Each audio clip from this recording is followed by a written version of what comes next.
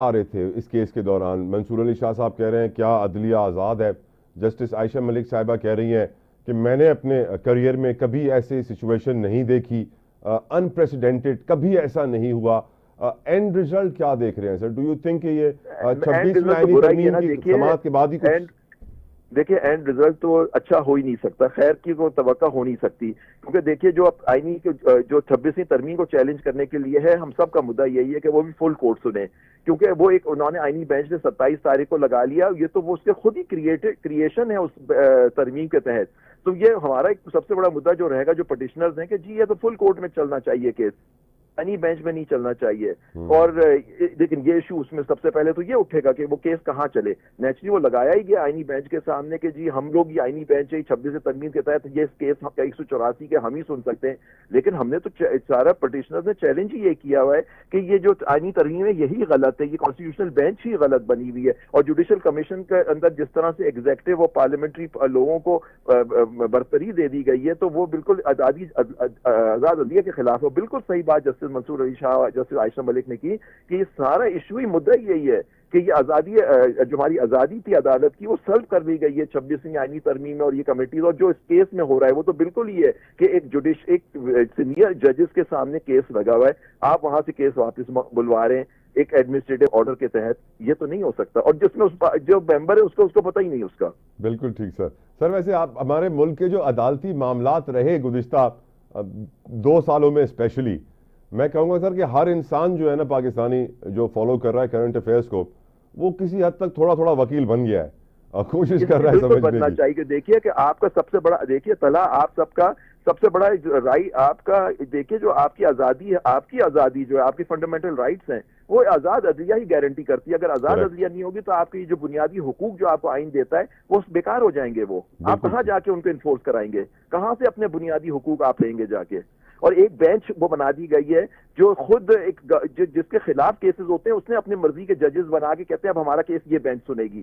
تو کہاں آپ کو انصاف ملے گا؟ سر ایک کیس ہے جس کا سبق اس قوم کو تقریباً روزانہ کی بنیاد پہ پڑھایا جاتا ہے سر، اس کا نام ہے 190 ملین پاؤنڈ کیس سر.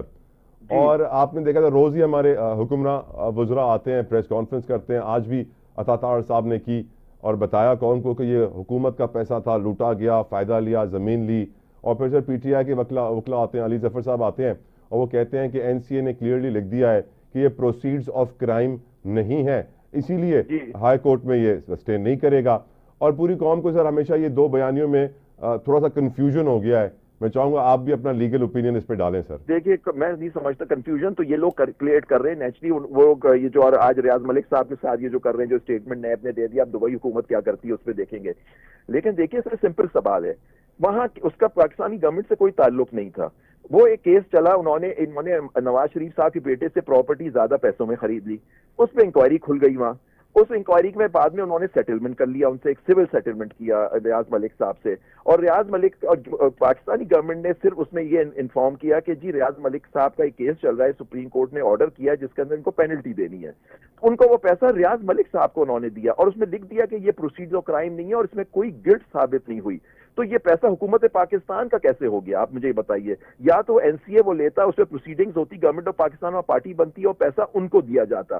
انہوں نے وہ پیسہ ریاض ملک صاحب کو دیا، انہوں نے لا کے ایک سپریم کورٹ میں جمع کرا دیا اور پچھلے چیف جسٹس نے وہ حکومت کو دے دیا سارا پیسہ.